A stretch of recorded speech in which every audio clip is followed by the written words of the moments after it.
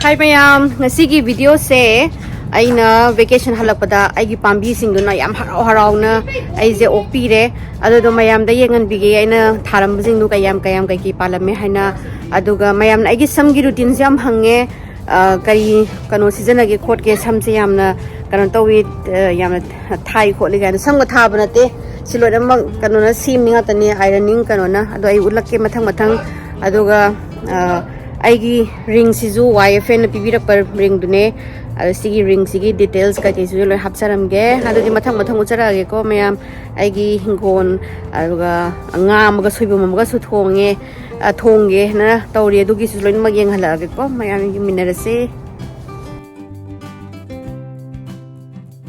ai champra se amu pangkhale hane gi loi gi dana sauring si itang trimming tong da diar manung ge champra di tar le chak namroi adagi passion fruit kaphoi loire same kaphoi ke pale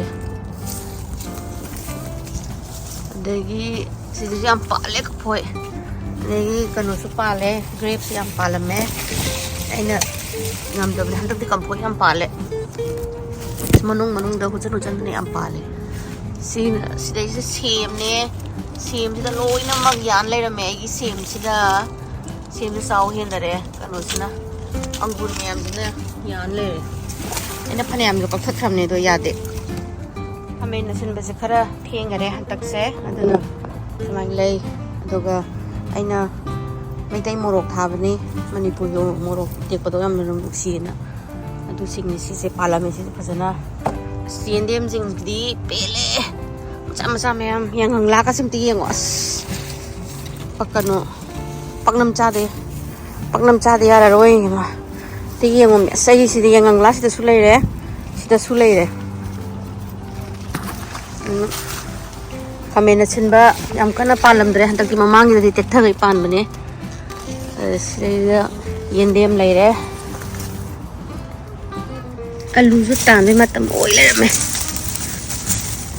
mathanda hauja giba anoni alu ni angang gi na alu angang gi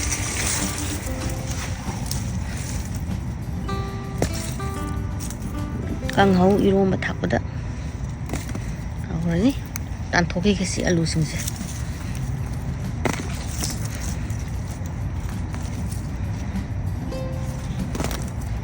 mathanda aina ka thapana ti si alu isku sauje nere sida aigi alu se pambi ahung katang ho lo bani sumai tai hello mang chahi umurok ne mayang ton leire si hawai se karino hangdi mapan diam sai pandi pandre khamen su leire mamang chahi umurok ni si jing ji mapan sari se aduga desago se jamti yang ai chayoti plant pambi se lore lai sa gai chat le complex hing jerami manipur moro mamang sahi gini sidi pan bu pandre khamena khabi santak sahi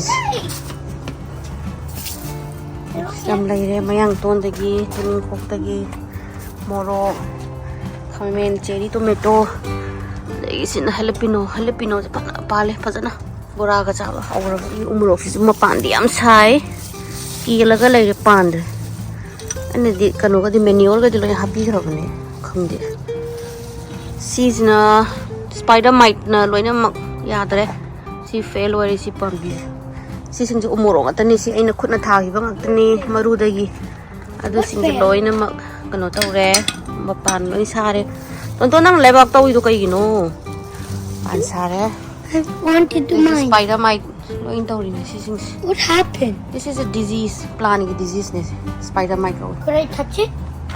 ta kai gino umurong ni si umurong ni mamang sahi gi lem hodo smaina pale to umurok se an si na sunga ka ni pale juman so leire sila ai kobi masoi ga su karame suji aina hitok ta di amu yara re kobi masoi saba katin ta ka tringai da daga kobi singje Mutta heke. Are you okay?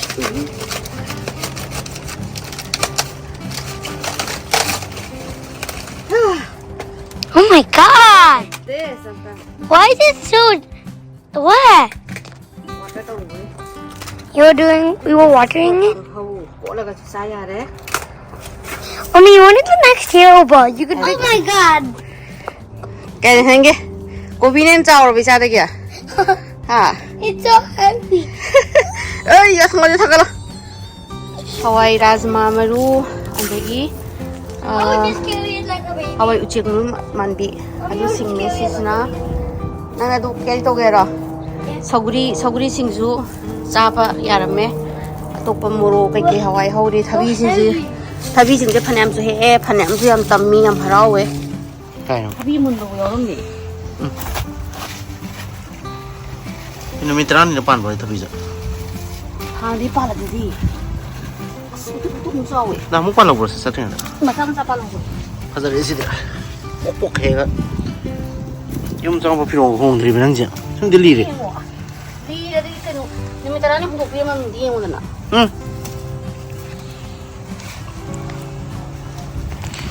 Sing cembiran bermahaya lah pak. Mun belum tahu. Bah, tapi macam sih.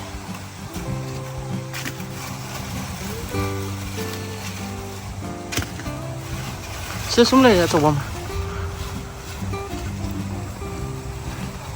Kita semula ya coba mah. Ani boleh ya mi. Si mana sih kan ada tu. Sini nak apa dia? Masih di mulle. Di mulle ni. Hả? Cái quần thằng này yang dia ni wah. Pas, nak thabi macam tu je. Kau si pambi macam terus pali macam tu. Pambi aku ni. How? Salam ya. Tengah. Salam ya jenis apa? Ai tak sembang mandor. Salam ya. Mami sih lagi thongke. Tapi jauh lah. Pasal dia tapi. Bazar di kilo mari mari di tanah nangsa. Yang boleh lah ni. Tanah mon, tanah ada. Yang lau. Kami nak kabi sih kak paling ni. Tapi di luar kan tahu ni. Mai spider mai tu. Nang tu kau bayi birak tadi. Kayak. Kayak no. Sai kita sita liz. Kusam ni. Mamang sa hitab ni. Mamang sa ampale. Itak si pale. Ada masak sedih pa pazadray na han pas na yung bidram ni na. Simurog si kanu sita liz kusam ni.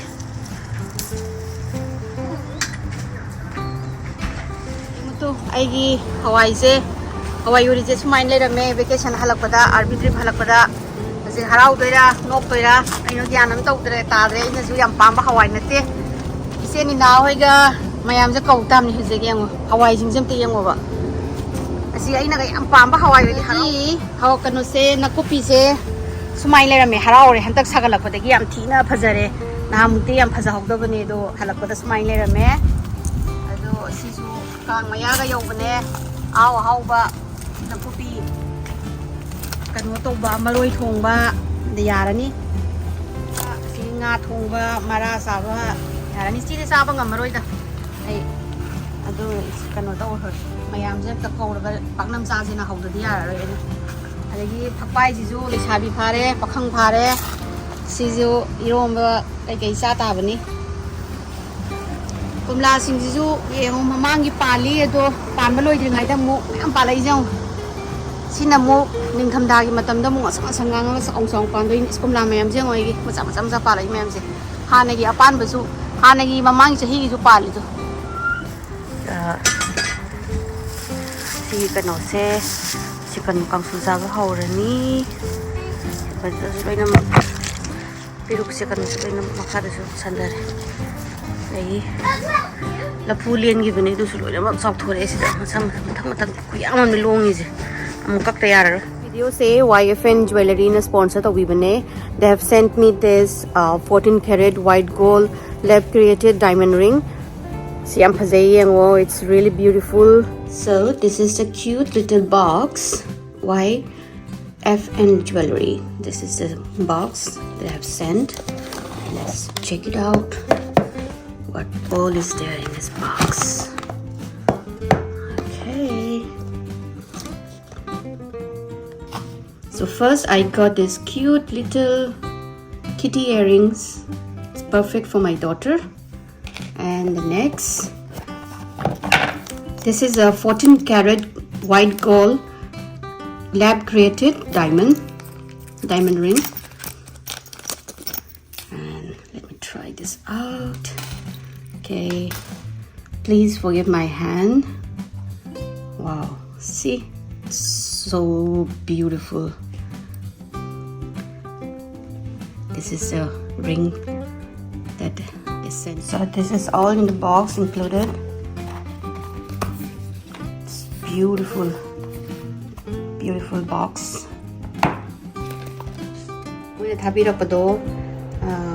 It's really pretty. I really like it. Aduga, don't forget to use my code YTV624 to get another 20% discount when you buy from their website, for YFN website. Please check out all the jewelry. It's kind of really beautiful. Wow, this is a 14 karat white gold and lab created diamond ring.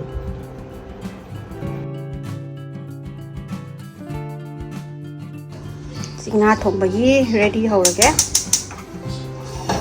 May kadale sida napakpi nakupi dagi tilhaw sing chanam aduga kano napakpi mara soibum thaktoy ni soibum se ting na thambe nga hak dagi nga je sam thoga phasana thambe makok se hak ki makok na pame di adu sing marui marang sing thamme kanu maru marang sing aduga sina Kashmiri mirch ne morog ne machu ne khari bog ne hing ga tinga ga thamme horen hapagi zik thau hairage thau sare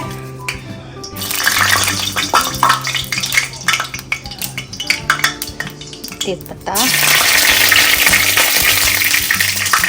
hing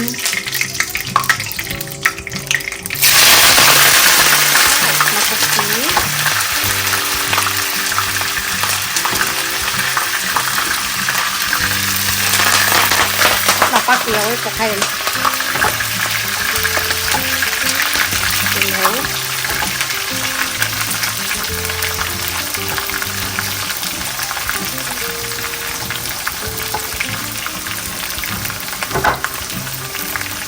Napakti mara.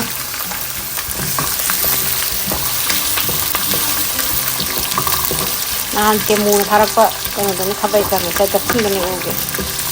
Ngay, ito na ba? Hongga. Jadi, napak taksa lagi kok kaya ka naman.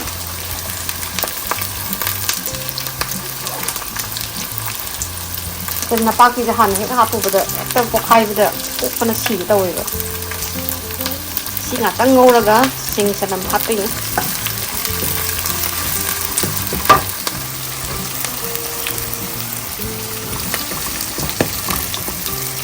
Tinggal ini sudah. Jira kena hape. Jira ke hana hapa dong hapa udah itu video nana tahu ini.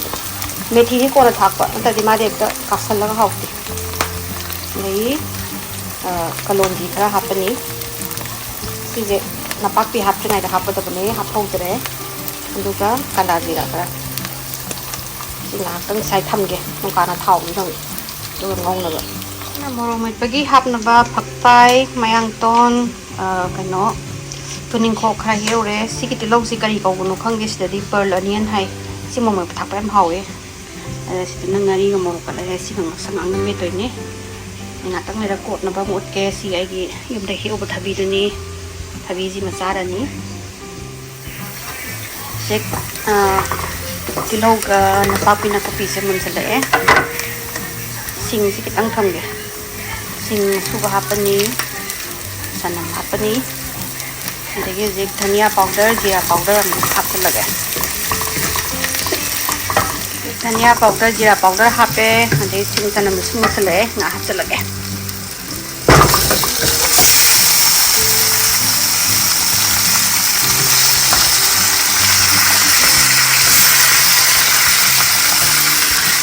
Rauni. Fresh jadi frozen pangge, fresh pangde.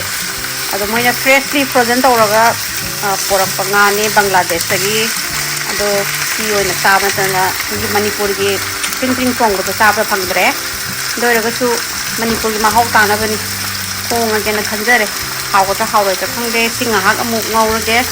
Itaw dengai da aina kan kita hapten ge. Tum ka hapten lagi.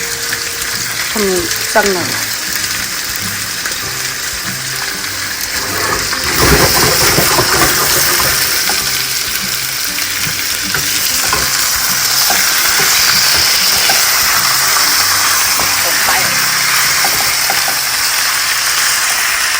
phải nó khay thế đấy tăng ngầu rồi minute mga tara mo ngầu rồi đó phải cho tin nó ai có thể hấp đi minute na ngầu đấy minute tara mo sure rồi cái gì masala mix cho hấp lên rồi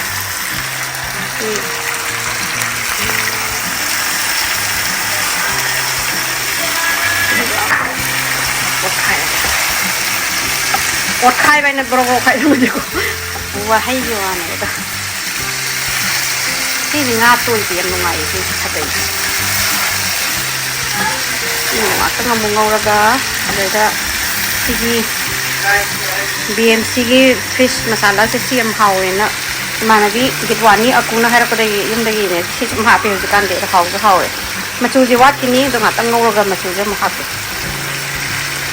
không đó, thật ra nè. Tara raksa me ando thalai thumai lagi sina salad ki ai gi hingon lagi he ko thabi khono om nau le me ando ne tilo ngau bi gajar beetroot ando ga khamena singba sina salad kilo ra ado kot na basung yoro kani ai hingon de he ko me ama su lake ting ga thamba sina ma chu khaja ba hele sina nei na ting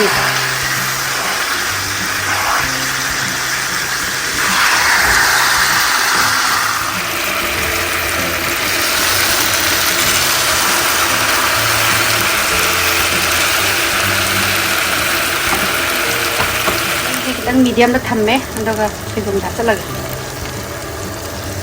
igi soibum yam yam dong ma le khak khak chala amu ye phang da binam Manipur ke soibum le ya ni si mu ko la ga ngak tang ngau ra ga hi mu ha pe dai min la ni taruk taret min ngau re ado de hi ha pe ya ra ni mai ha ko ga khut la ising a soba ha pe sing sa le boiler da do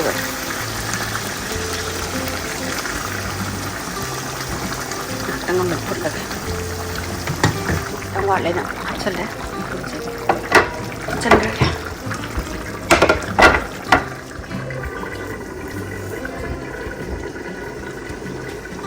phút là thầm nha thadi gom phút lên garnish sau với ready đâu thì kita ngáp chân gì kìa mà nằm mình xin nó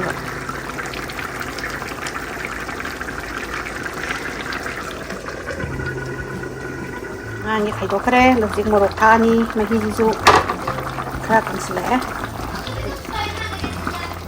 mai morok thak chang ge aran su loi re sai hi garnish man thap chala ge garnish la kot pa he de mo me pa ji ma sa u tare garnish ma yam na si ge sang man me am se si de mo morok pa jong kot ba mo hap toi ni sara loi chale mo pa loi re sak loi kare loi do re sak almost bây giờ lẽ ngang ngày thấy có cái đây quay là tăng phật lệ mồ hấp rất là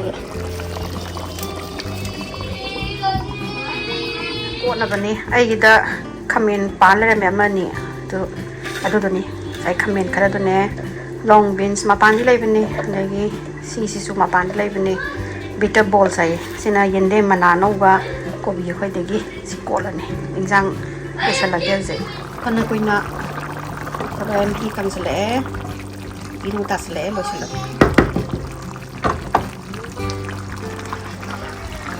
Tadi ko mahapsala ni. Ito na wala. Mali nang nathong ba ni? Ha, nang maning dagi lon thong ako niya. Ore, sim thalage mai kung dila thamange. Mahalaga saksan. 이 샴푸 거기 시즌하게 하나 얌 한것도 그렇게 이 시즌에서 아기 헤어디 컬러도 보냐 넥서스기 시즌에 아두가 그노 컨디셔너도 세임 마이기 컬러기 라프네 아도 시기 터머릭기 보디 스크럽세 좀 once a week 시즌 아비바 and 시기 purple hair mask 시즌에 시기 마스크나 그노 삼거기 시즌 아비세야 Some mole specially color to bage. Amra ena taka ta sigi volume gi poche. Sigi maya yaurisa sinaneba some je bakano volume yaban doise. And I use this some coin gi haragadi ai coin na balai use na ibo some na sigi coin laroi. Dana season na mama ge sembagi. Ado sise design sahaline 350 box handling do 350 box ngai aina mamangda sam khara ma smaina ground ko thamre do sigi volume ne sakla avne sawre gi smaina chapne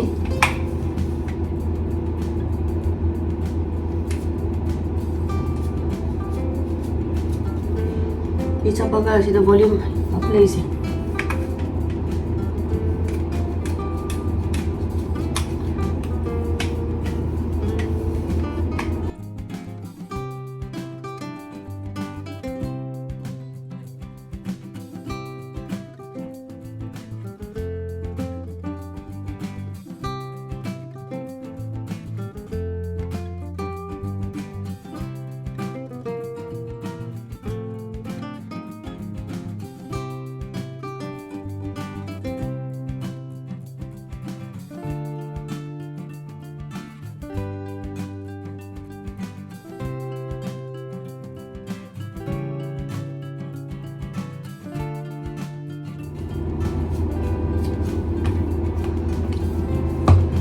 ये लोरे का सिगी ये वो तो सम की volume जे सुमाइना ना trick ना तनी दा कि बा देखिए किसी ने ना ममांग दा किताब खोल की तो ना संदो साइड खोई दे खंग रोय but you will have the kind of volume में दिखाई रहनी and now सिर्फ ममांग की सम ने